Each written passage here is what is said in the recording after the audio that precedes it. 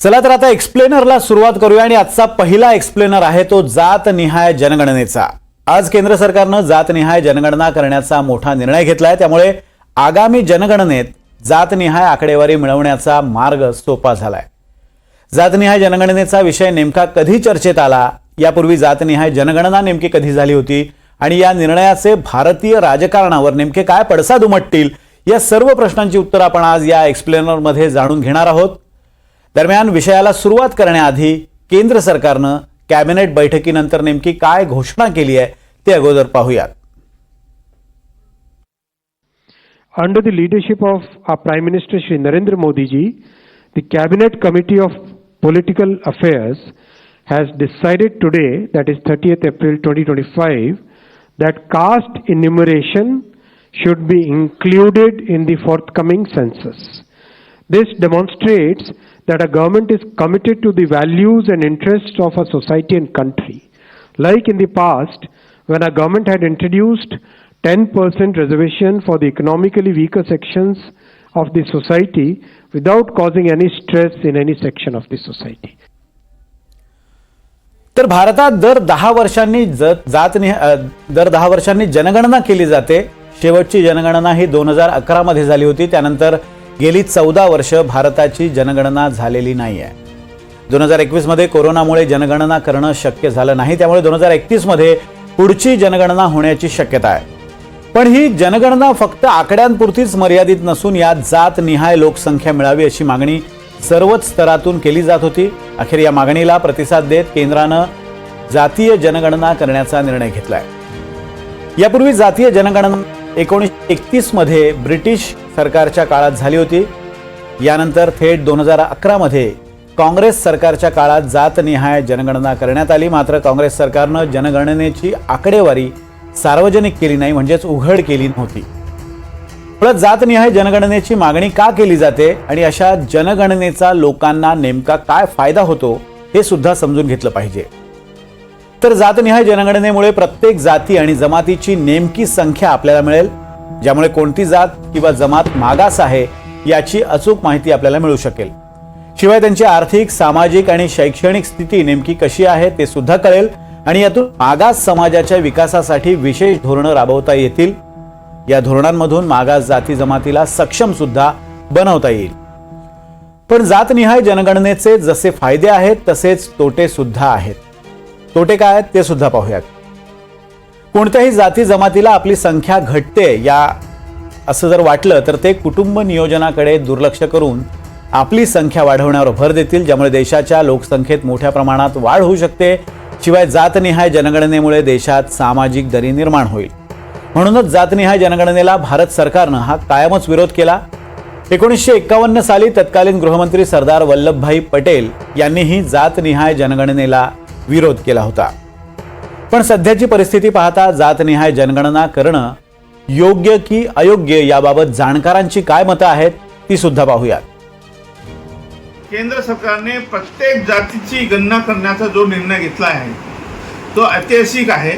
याच्यापूर्वी 1931 साली जातीगत जनगणना झाली होती, परंतु त्याची आकडेवारी, त्या आकडेवारीच्या माध्यमातून अनेक विकासाचे कामं, अनेक योजना आखल्या गेल्या। परंतु मध्यंतरी आता जवळपास 70-80 वर्ष झाले, ज्याला 92 वर्ष म्हणून म्हणता येईल की या पिरियडमध्ये कुठल्या प्रकारची जातीगत जनगणना झाली नाही। परंतु आता जो निर्णय झालेला आहे तो अत्यंत क्रांतिकारक आणि देशाला पुढे नेणार आहे असं म्हणायला काही हरकत नाही। याच्यामुळे अनेक योजना प्लॅनिंग करता येईल सरकारला, आरक्षणाचे अनेक प्रश्न सोडवता येईल। तर जातनिहाय जनगणनेमुळे जशी देशाची सामाजिक स्थिती बदलण्याची भीती आहे, तशीच देशाची राजकीय समीकरणं सुद्धा बदलू शकतात। सगळ्यात आधी 2022-23 या काळात बिहार सरकारने जातनिहाय सर्वेक्षण केलं। यानंतर सर्वच राज्यातील विरोधी पक्षांनी जातनिहाय जनगणनेची मागणी लावून धरली। यामागे मूळ हेतू होता मतांच्या राजकारणाचा, कसा तो सुद्धा आपण पाहूयात। भाजपकडे ओबीसी मतांचा चांगलाच ओढा आहे, म्हणूनच काँग्रेसने जातीय जनगणनेचा मुद्दा हाती घेतला। लोकसभा निवडणुकीपूर्वी राहुल गांधींनी ओबीसींच्या मुद्द्यावर जातीय जनगणनेची मागणी केली। जातनिहाय जनगणनेशिवाय ओबीसींसाठी योग्य धोरण आखता येणार नाही असा राहुल गांधींचा यावेळी दावा होता। जातनिहाय जनगणनेमुळे हिंदू मतांची वर्गवारी होईल आणि अशी मतांची सामाजिक वर्गवारी झाल्यास भाजपला त्याचा फटका बसेल असा अंदाज बांधला जात होता. दरम्यान भाजप सरकारनं जातनिहाय जनगणनेचा निर्णय घेतल्यानंतर आता काँग्रेस नेत्यांची भूमिका काय आहे ते सुद्धा आपण पाहूयात. सिर्फ रिजर्वेशंस नहीं मगर हम सेंट्रल सवाल पूछ रहे हैं कि चाहे ओबीसीज हों, दलित्स हों, आदिवासी हों, उनकी देश में कितनी भागीदारी है. कास्ट सेंसस से एक प्रकार से पता लगेगा, बट कास्ट सेंसस से आगे जाना है. हमारे इंस्टीट्यूशंस में, संस्थाओं में इनकी कहां कहां पार्टिसिपेशन है, पावर स्ट्रक्चर जो है उधर कितनी पार्टिसिपेशन है, ये नेक्स्ट स्टेप है. और हम चाहते हैं कि इस डायरेक्शन में कास्ट सेंसस जाए. काँग्रेसचं काय मत आहे आपण पाहिलं तर जातनिहाय जनगणनेमुळे जातीय राजकारणावर सुद्धा मोठा परिणाम दिसेल. सध्या देशात मराठा, जाट आणि पटेल अशा विविध जातीय आरक्षणासाठी आंदोलनं सुरू आहेत. जातीय जनगणनेमुळे ही मागणी अधिक तीव्र होऊ शकते, कारण त्यांची जात त्यांच्या जातीची किंवा त्यांच्या समाजाची किती लोकसंख्या आहे हे त्यांना कळल्यानंतर या लढ्यामध्ये अधिक रेटा निर्माण करणं त्यांना शक्य होऊ शकतं. पण याचीच दुसरी बाजू म्हणजे जातनिहाय जनगणनेमुळे या समाजांसाठी विशेष धोरण ठरवण्यात मोठा फायदा सुद्धा होऊ शकतो.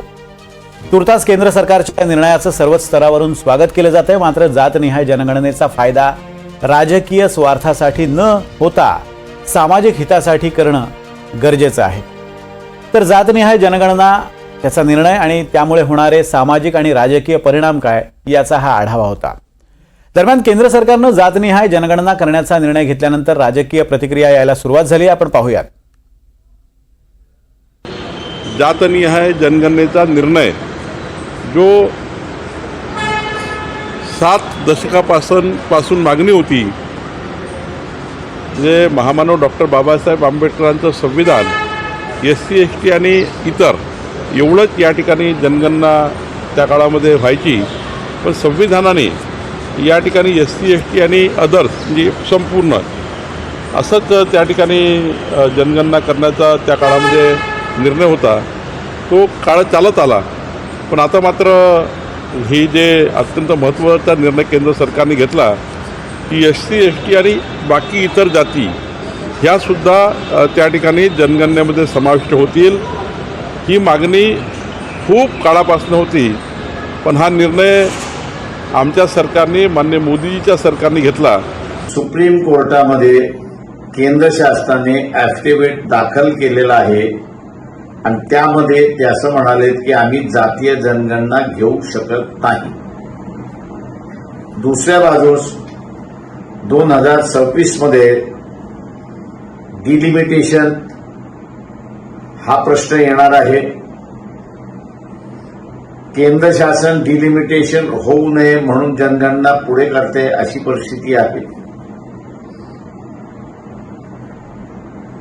त्याच्यामुळे जनगणना होईल का आणि जनगणना झाली नाही तर मग ओबीसीची जनगणना कशी होणार याचा खुलासा झाला पाहिजे. पण ही घोषणा, एवढा विरोध सत्ताधाऱ्यांनी केल्यानंतर अचानक हा निर्णय घेण्याचं कारण काय, तर कधी शंका येते. त्यामुळेच आमच्या शंकेचं निरसनही होईल अशी आमची अपेक्षा आहे. हे शंका कुठली, तर उद्या बिहारच्या निवडणुका आहेत आणि निवडणुकापुरती घोषणा नसावी, तर ही घोषणा झाल्यानंतर यांचे फायदे, जे आरक्षणापासून जे अधिकार आमचे हिरावले गेले किंवा अधिकारापासून आम्ही वंचित राहिलोय, ओबीसी समाजाला त्यांच्या संख्येनुसार जे मिळत नाही ते मिळवण्यासाठी सुद्धा जातनिहाय जनगणनेच्या माध्यमातून लाभ व्हावा, ते मिळावं आणि त्यासाठी ही जनगणना झाल्यानंतर ते इम्प्लिमेंट व्हावं. नाहीतर केवळ बिहारच्या निवडणुका नजरेपुढे ठेवून ही घोषणा हवेत बोलली जावी नाही किंवा हवेत विरावी नाही अशी आमची सगळ्यांची मागणी आहे. मी वैष्णवजींनी किंवा केंद्र सरकारने घेतलेल्या निर्णयाचं आम्ही मनापासून स्वागत करतो. देखिए, ये हम लोगों की 30 वर्ष पुरानी मांग रही है और ये हमारे पुरखों की जीत है, समाजवादियों की जीत है, लालू जी की जीत है. और पहली बार 17 महीने में किसी राज्य ने अपने बलबूते जो है कराया, तो वो महागठबंधन हमारी सरकार थी तब जो है बिहार में जाति आधारित गणना हुई, और पूर्व में भी इससे पहले हम पूरे बिहार के सभी दल के लोगों को लेकर के प्रधानमंत्री जी से मिलने गए थे। तब प्रधानमंत्री जी ने मना कर दिया था, पार्लियामेंट में इनके कई केंद्र मंत्रियों ने मना किया। लेकिन आज हम लोगों की ताकत देखिए, समाजवादियों की ताकत देखिए कि इनको हमारे ही एजेंडे पर जो है काम करना पड़ रहा है।